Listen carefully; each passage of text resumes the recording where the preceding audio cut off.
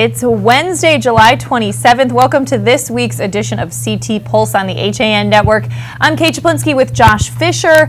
And of course, Josh, today we have to talk about Connecticut at the Democratic National Convention this week. Yeah, last week we focused on Connecticut's role in the Republican convention last year. Connecticut got a little bit even more screen time this week. That's right. And we are trying to get a video of actually Nancy Wyman announcing Connecticut's support for Hillary Clinton. I believe it was 44 delegates supporting Hillary Clinton, 30-something, because I can't do math, in support of Bernie Sanders. Yeah. So we'll be talking about that more later. And of course, Governor Malloy making a big speech as well. Yeah, Governor Malloy spoke on the opening day of the convention. It was weird. Governor Malloy talked about Governor Malloy. We're going to play that speech in its entirety. And then, of course, we have some other things going on here today. Yeah, we're going to be talking about a racial profiling debate in Darien that arose after a man posted some YouTube videos of him being questioned by police. He was riding a bike to work. They questioned if he knew anything about a burglary that had happened nearby. We're going to be talking about that. We also have a great safety video posted by our friends at the Prospector Theater and Ridgefield Police Department that I just love so much, and we're going to be playing that later on. Of course, Doug Smith is going to join us to take a look at this week's cartoons. And we have Talking Transportation with Jim Cameron. Yeah. All right. So as long as our emails don't get hacked, we're going to be okay. All right. So Josh, should we launch into Governor Malloy's speech first? I know you had some thoughts on this. Yeah. So Governor Malloy spoke on the opening day of the convention, and why don't we start playing that and check that out, Eric? Ladies and gentlemen, please welcome Governor Dannel Malloy from Connecticut.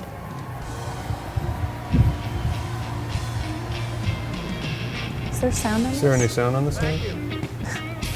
Thank you very much. I'm here today to tell you a story of hope. Is the video not playing with sound? A story of why we are stronger together. Oh, sorry. It's a story of a young boy. Well, I don't hear what he's saying, but I know that right now he's talking about Dan Malloy. But it's going to be tough to do this without us being able to hear it. A child thought to be, as the So maybe let's go to the speech for now. We'll turn our mics down for a bit. Mentally retarded as late as the 4th grade. A boy who could not tie his shoe or button his shirt until the 5th grade. Someone who knew the harsh words of bullies in the playground and discrimination in the classroom. But that boy had great teachers, and he had a mother who believed deeply in giving him the opportunities for success. He had a support system that believed that we are stronger together when we lift up those who fall behind. And that boy was lifted up. He learned his strengths. He overcame his difficulties. He went on to be successful in college and law school, then earning the right to be the first learning-impaired person to take the essay portion of a bar exam orally in 3 different states. And today, that boy has now grown up and is standing before you as the governor of the state of Connecticut.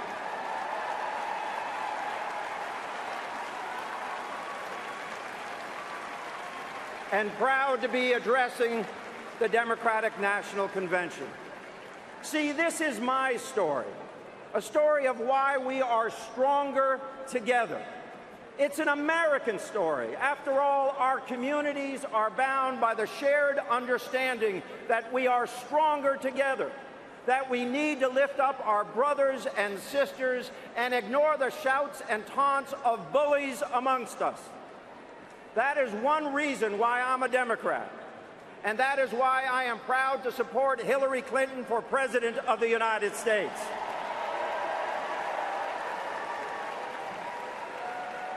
Like Hillary Clinton and Tim Kaine, I believe that we must instill hope in every American.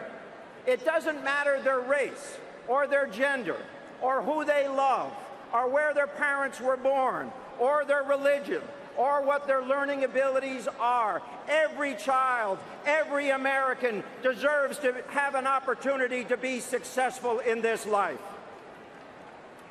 That's what we stand for as Democratic governors. We stand for solving problems and bringing hope to more Americans. Hope for fairer wages, hope for better schools, and hope for more time to spend with the families they love. We're proud to count amongst our alumni former Governor Bill Clinton. And we're proud to count amongst our alumni former Governor Tim Kaine.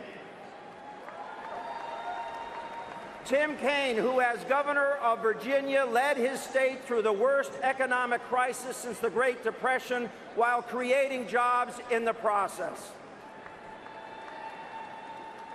And today I am here to tell you that the middle class in America is getting stronger thanks to the work of Democratic governors.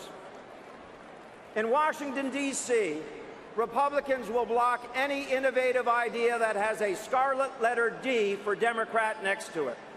But in the states run by Democratic governors, we're about solving problems. Every day we work to create jobs and improve access to quality education and expand opportunities for Americans. That's exactly what we've done in Connecticut. We've added over 100,000 jobs while raising the minimum wage. We passed criminal justice reform that gives nonviolent offenders a second chance. We've lowered our prison population by thousands and thousands of individuals, while we cut our crime rate to the lowest it has been in 48 years. And after the Sandy Hook school tragedy, we passed common sense gun safety laws, including universal background checks in our state of Connecticut. We have moved towards equal pay by making compensation more transparent. And we were the first state in the nation 5 years ago to pass paid sick leave. And guess what? Not only are our workers protecting their health, but they're also protecting the health of the people they serve. And overwhelmingly, the businesses they work for approve of paid sick leave today. Democratic governors across this country are leading the way. In New York and Delaware, we've raised the minimum wage. In Rhode Island and Montana, we've taken action for equal pay. In Oregon and California, we've passed paid sick leave. Across the map, we have passed Medicaid expansion. And of course, we've made historic investments in education, including right here in Pennsylvania under Governor Tom Wolf. Democratic governors and the Democratic Party are focused on the issues that matter to working families. And that's exactly what Hillary Clinton will focus on as our next president. Now, meanwhile, Donald Trump, who has insulted anyone who doesn't agree with him or doesn't look like him, women, Mexican Americans, veterans, Muslim Americans, the LGBTQ community, and people with disabilities, you name them, and Donald Trump has bullied them. Now, I know something about bullies, and I know why we must stand up to them. If Donald Trump's words are bad, and they are, his actions are worse. Just look at his vice presidential choice, Governor Mike Pence. With the Trump-Pence ticket, it's like a contest to see who can discriminate more. Pence rejected $80 million in federal money that would have funded pre-K for 4,000 low-income children. He signed a law that would have forced women to hold funerals for fetuses, even in some cases after a miscarriage. He signed another law that would discriminate against people based on who they love and how they express that. That law cost Indiana's economy an estimated $60 million in lost business. And in another state, North Carolina, a very similar law has caused the NBA to move the All-Star game out of that state. Governor Pence turned his back on refugee children and their parents. I know this firsthand. The first family of refugees rejected by him are now welcome residents in the state of Connecticut. The Trump-Pence ticket brings the worst of the Republican gubernatorial record to the national stage, and it shows why we need to fight back at the local level. Governors work where the rubber meets the road, where we drive innovative policies that can move across the nation. Democratic governors are critical to winning this battle at the state level. That's why the DGA exists. We're the only organization focused on electing Democratic governors and supporting their policies. We're fighting for these policies today, and we're fighting for the future by focusing on winning back governor's seats before redistricting occurs in 2020. You all know this.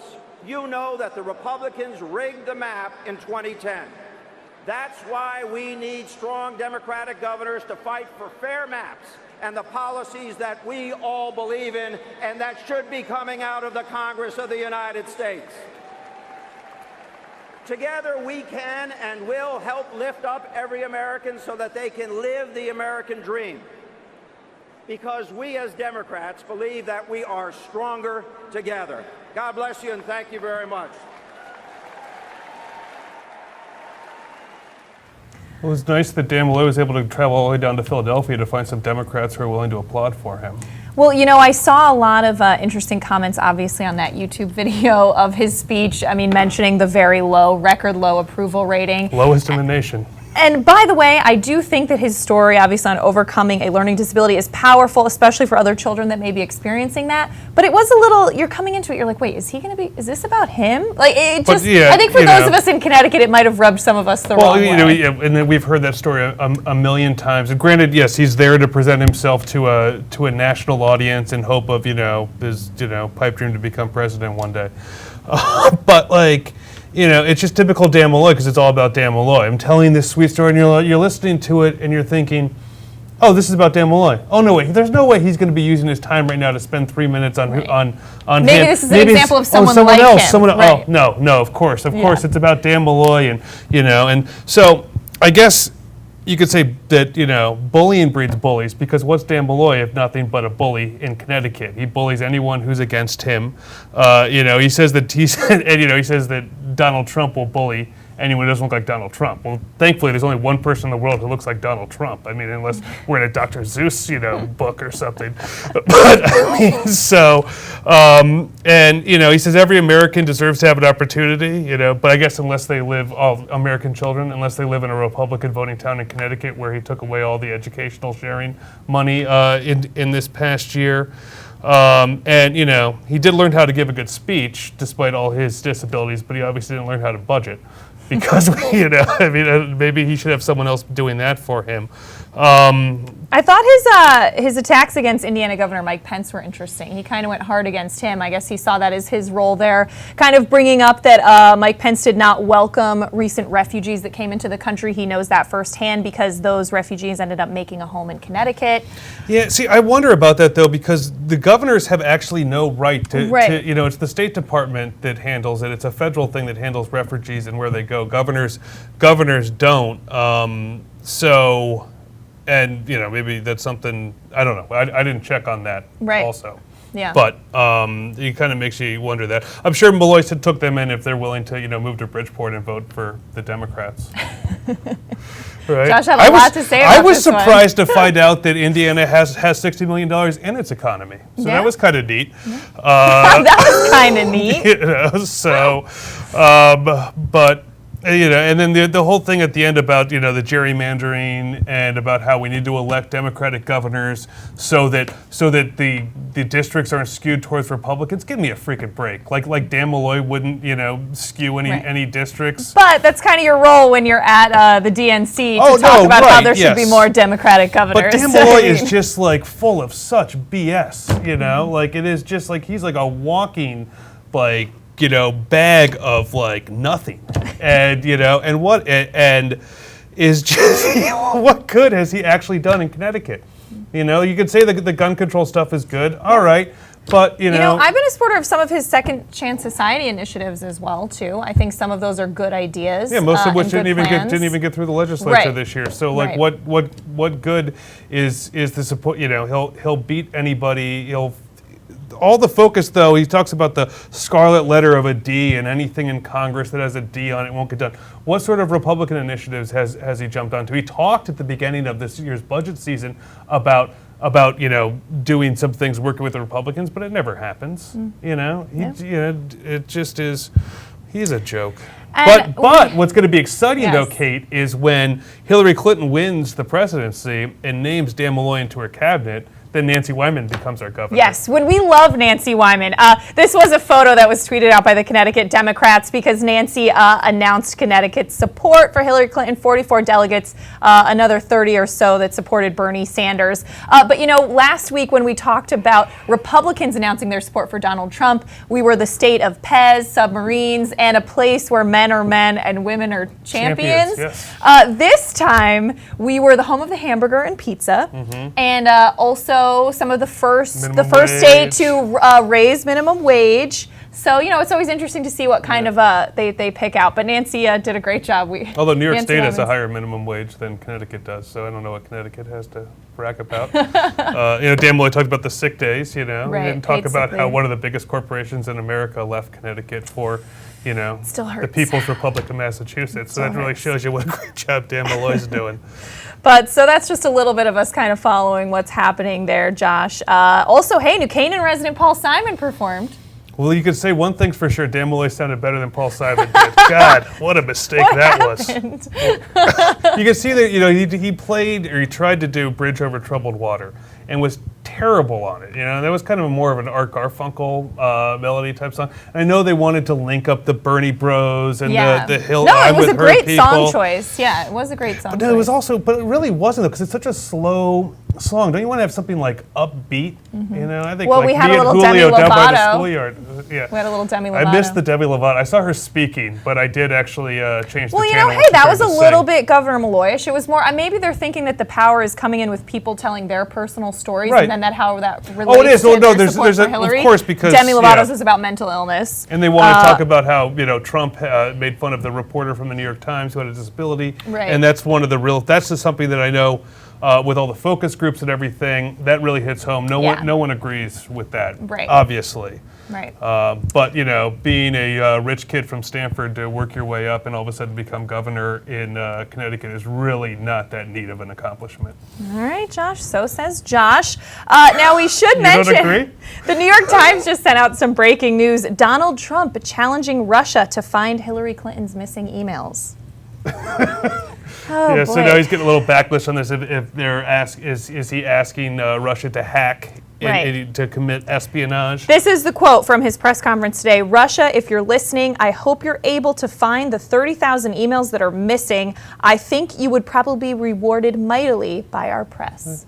This election is going to be interesting. This is like a joke because it's all those emails that she deleted from her illegal server or supposed illegal server. Well, he definitely gets people talking. He definitely gets that coverage out there. Yes. Especially on a week that is about the Democratic National Convention. So we have to give him credit for that. Well, we have a lot more to talk about, Josh, but we're going to step out for a break. And when we come back, we're going to talk a little bit about a racial profiling debate that's erupted in Darien, as well as some other stories that we're following this week. Coming up after this.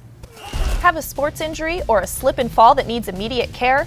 Coastal Ortho Express Urgent Care gives you direct access to an orthopedic specialist fast, without an appointment. Biking, golf, tennis, soccer, whatever the sports injury is, sprain or fracture, Coastal Ortho Express can help. Coastal Ortho Express Urgent Care, open Monday through Saturday, now in 2 locations. The iPark building at 761 Main Avenue in Norwalk and 36 Old Kings Highway South in Darien. Or go to coastalorthoexpress.com, like them on Facebook.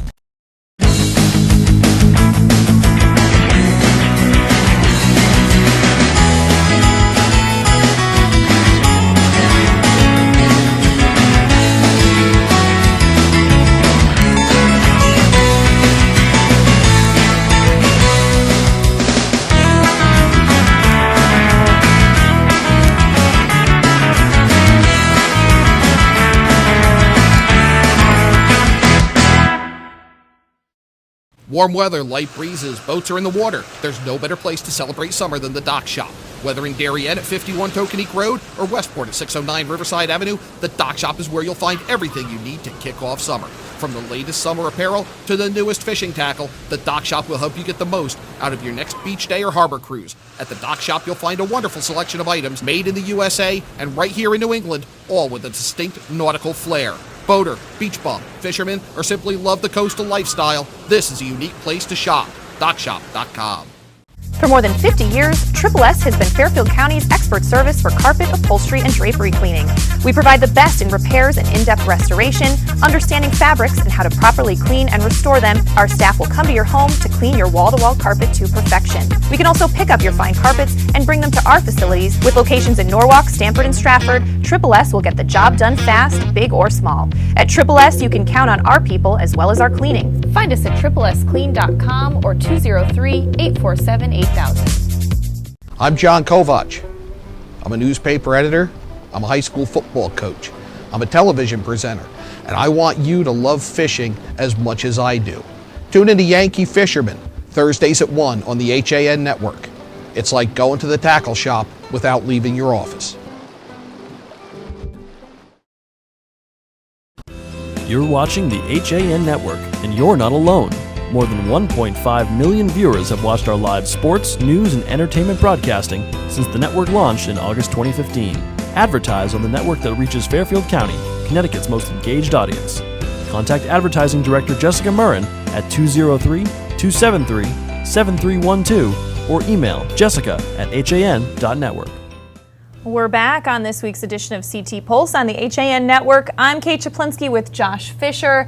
Now, Josh, the next story we're going to talk about arose after videos of a Darien police stop garnered more than 50,000 views following accusations of racial profiling by Darien officers. Now, Bridgeport resident Matthew McGee, a black man, posted these 3 videos on YouTube on July 17th, showing Darien police following and stopping him as he rode his bicycle to work.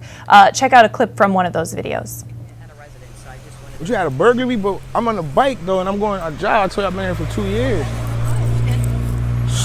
In a car, everything, my nigga. This is what I deal with. This is what I do. This is what we deal with. And where do you work, sir? At Tokenique Country Club. Tokenique Country Club? Yes. Okay. Appreciate your cooperation. So did you see anything? Have you seen anything in the area? No, I didn't see nothing in the area. I'm just going to work, man. Okay. Are you upset for some reason? Yes, I really am kind of. So obviously, as you can tell, McGee sounds very frustrated in that video. He's getting questioned. Now, for Darien Police's part, they say that he was stopped as part of a neighborhood canvass. A home burglary was reported nearby on Old Farms Road earlier in the morning, and police said that McGee matched the description of one of the suspects. Which is weird in Darien. There's a burglary. They're like, oh, it was a black guy.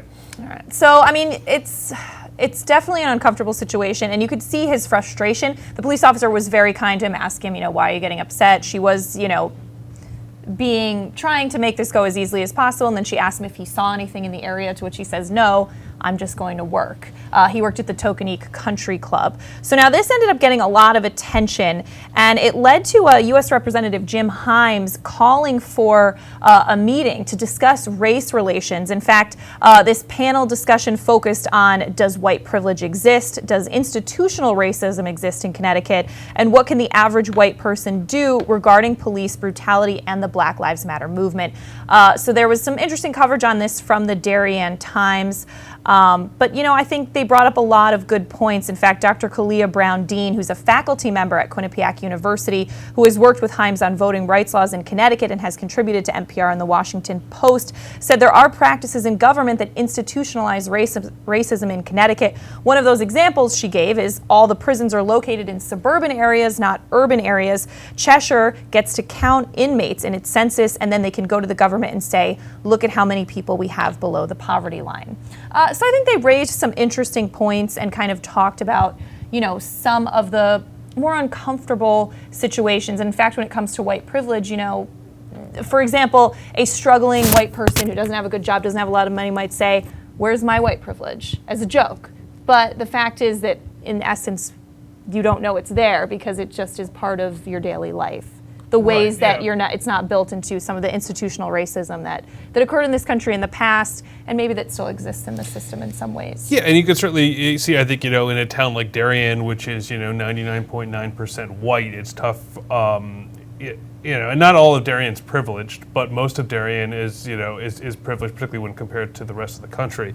And you could see how it might be hard for a typical resident of Darien to understand, for example, what it's like to grow up as a black man in America or in this area, too. But I think it's also good that more people are shooting video their phones when these sorts of things happen. I know some people complain about that, but I mean, these are officials that are paid with tax dollar money, so there should be some accountability. Well, they should, and why not? I think it's exactly, and it should be it should be the right of the individual should come before the right of the government. In this, particularly if we have a innocent until proven guilty, which is the basis of our law in this nation. So the cops they should be videotaped. When they're doing it, and most of them are great people who are serving their community. Right. But that doesn't mean that you should if a person gets pulled over, and that if that's a way to make you feel safer too when you're pulled over. I mean, it would be nice if it was a horizontal video and not a vertical video, but we could get there eventually. But I think that sort of stuff is great. And it's the world we live in now. It's going to happen. It's going to keep happening. Who doesn't? You see something, you're gonna take a picture of it or video it, and I think this is a good example. And I think a couple weeks ago we had a good discussion with both a Fairfield police lieutenant and with Melvin Mason, who's an African American journalist, kind of about the difficult line there. Police are going out on really dangerous calls. They don't know what they're going to get, especially if they get a report of somebody with a gun or somebody who was violent or broke into a home. You don't know what you're going to get. And so there is a lot of training that needs to happen. And I think there needs to be an open discussion like what happened in Darien, which I think is a good thing. But there's a lot more on that forum, too, at DarienTimes.com if you want to read more about that discussion. But I think also, too, it's like the people who don't go to these discussions are probably the people who need them the most. Yeah, unfortunately. But at least, they can catch up on it in the Darien Times. Oh, of course, At least there's that. But moving on to something way lighter and something much more fun. Of course, we've been hearing about Pokemon Go a lot. Yes. And the Prospector Theater, which is an amazing movie theater in the center of Ridgefield that gives jobs to people with disabilities.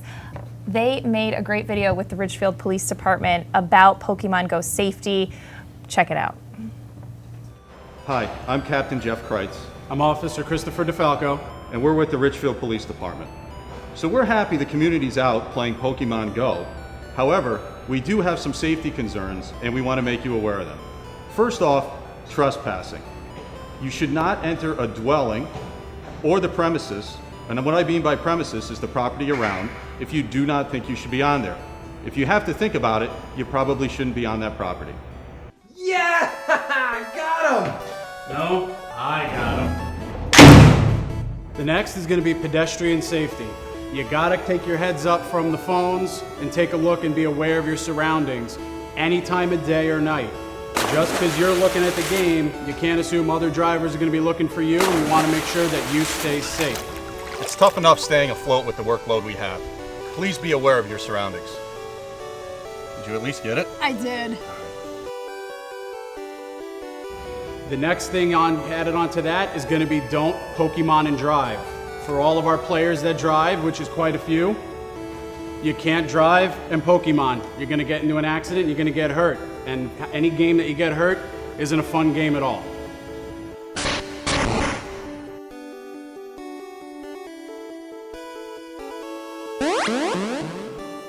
Only Pokemon and Go if you are the passenger. Don't Pokemon and work.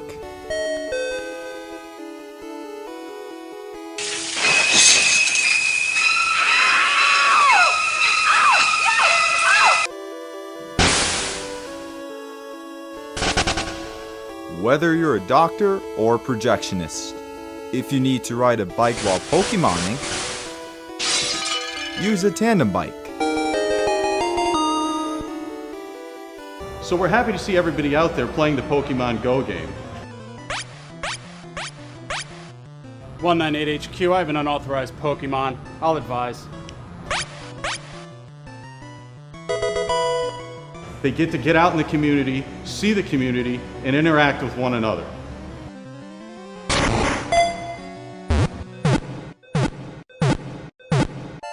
I got him. This production is brought to you by the Prospector Theater and the Ridgefield Police Department. So I can watch that video over and over again, especially our friend Captain Jeff Kreitz. Yeah. He did a great job. We've Jeff had him on does the a show really good before. job on there, And jumped in the pool in his Yeah. uniform. Oh, Eric, get out of here. Oh, Eric, our director, is catching Pokemon.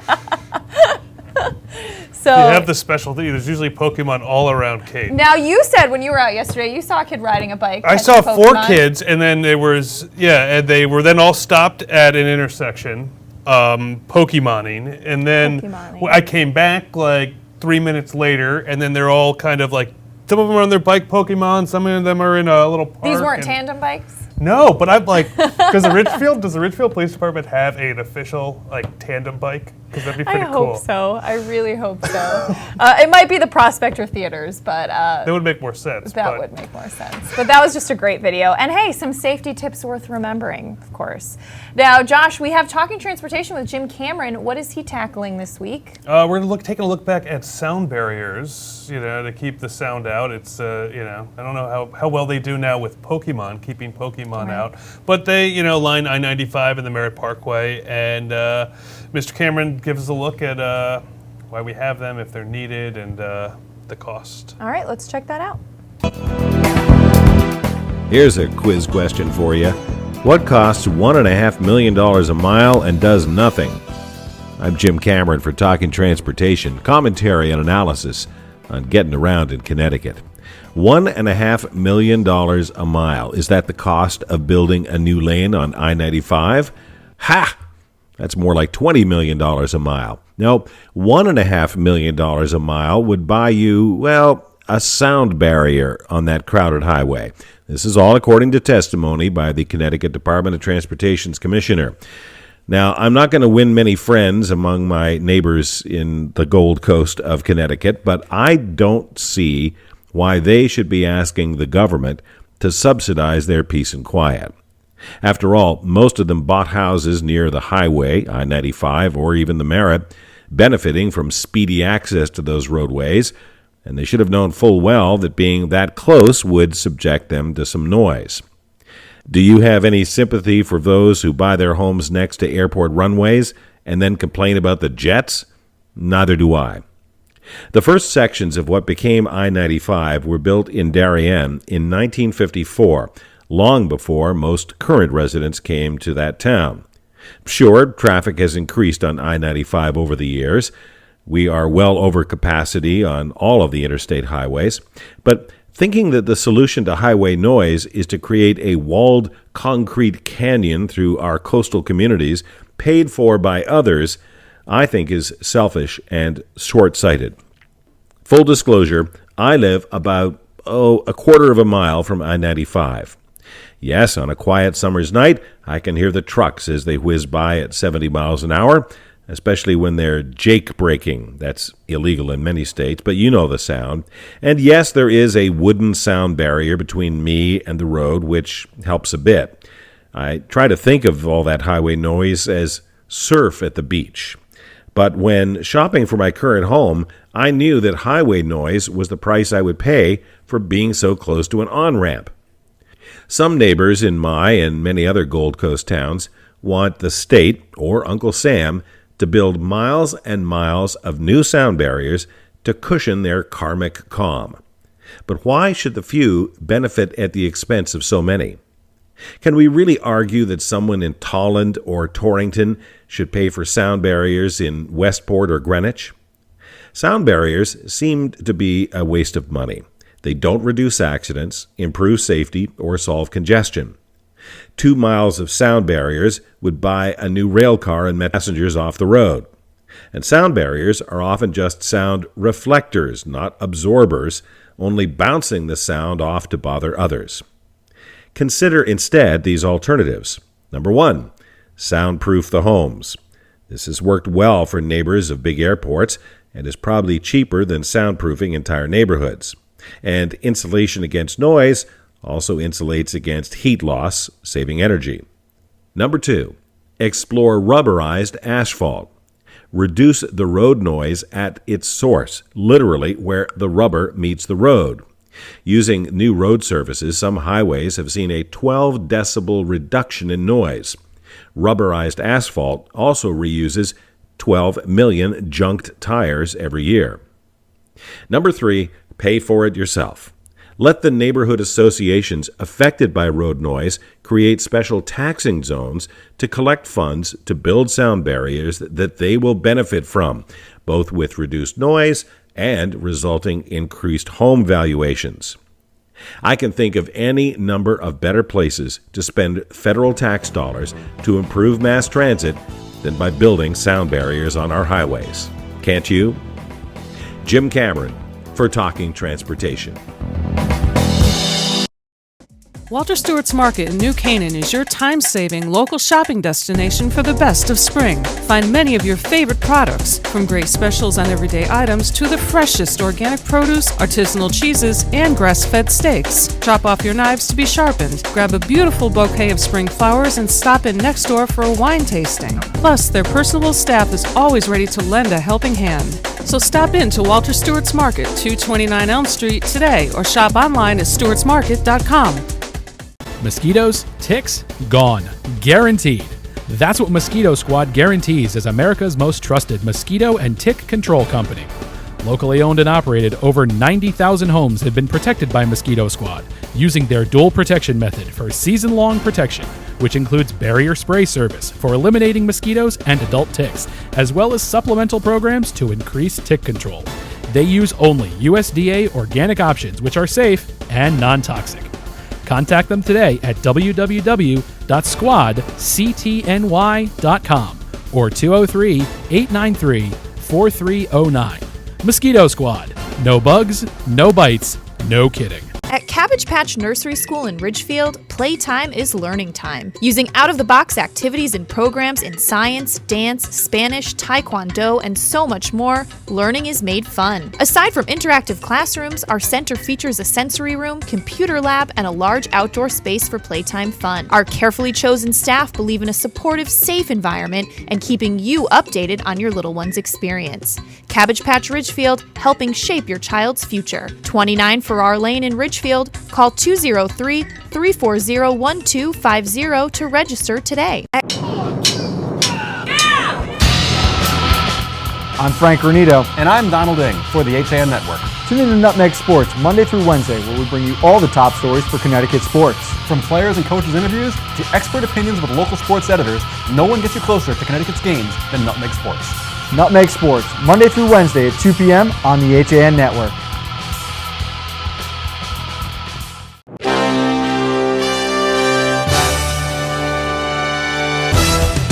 Give your day a jumpstart with the latest news, sports, weather, and more on Coffee Break, live on the HAN Network, weekdays at 11 a.m. Connecticut news doesn't get any more local than on Coffee Break. Uh-oh, it looks like Doug Smith's cat has stolen his cartoons for the week. I know. That's her opinion of them, I guess. She doesn't think much of them. So Doug Smith, our editorial cartoonist, joins us now. And since we are in the dog days of summer, we're going to talk about some summer cartoons. Exactly. You know, things are a little slow this time of year. Yeah, we had one cartoon this week, and we couldn't wrap a show just around one cartoon, so I got some old summer ones to... So you found us a few others. Let's check it out. Tell us about this one. This is at Silver Sands Beach in Milford. I'm really dating myself. It was even old for me, if you remember Burma Shave signs on the side of the highway, but it was something in the Depression they used to do. Oh, wow. It was about they lost funds for the boardwalk out there. Oh, wow.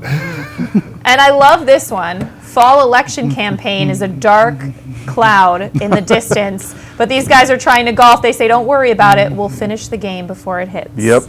That is appropriate for any town. And I love this one, too. Yeah. Timeless cartoon. It runs every year, but it's go in the stores. It ruins it for the kids when they see all the back-to-school stuff. Yep, clawing their way. What made you think of the shadow clawing It's just his inner person does not want to go to school, I guess. I've always liked that one. See, my whole outer person would not want to go to school, so I'd be throwing a tantrum. But that little boy seems good. All right, things are going up in July, temperature and gas. It was always mysterious how the gas always rose during vacation time, and so we illustrated it there. And is this for Stratford? This is Stratford. This is the gazebo. Every summer they have concerts on the green, and last year there was an issue.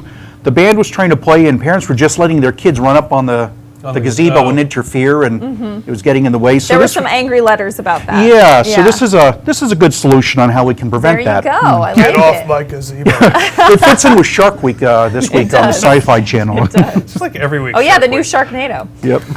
And of course, what's going on out there? Dog days of summer. Which we should say, don't actually leave your dog outside in this. Right, they would be like. Doug, is that what you're promoting in this? They would be reeling like that. They look like they've been don't drinking. drink because you'll dehydrate even faster. Just a little All right, and vanishing species of Milford beaches. Last year they banned smoking on Milford beaches, so we got the characters there. I was at a beach during the weekend, and the amount of people smoking cigarettes on the beach. I mean, Josh here is a smoker, so he might do that, but it's kind of gross. I guess, yep. All right. Well, I like your caricatures of the smokers. A nice pipe on the beach. I mean, like, God, that's like nice Bochum riff in the can't sun. relax. If you can't, if I can't have a pipe on the beach, what's the point of being on the beach? You can even give lessons to young kids. Yes. Look, son, put it in the pipe. Well, I like the smell of cigars. It's just the cigarettes that bother me. Well, anyway, Doug, thank you so much for sharing some of your summer cartoons with us. We'll see you next week. Josh, we're going to wrap things up here. All right, it's a wrap. It's a wrap. Of course, if you missed anything, you could watch it on demand. And we'll see you next week on CT Pulse.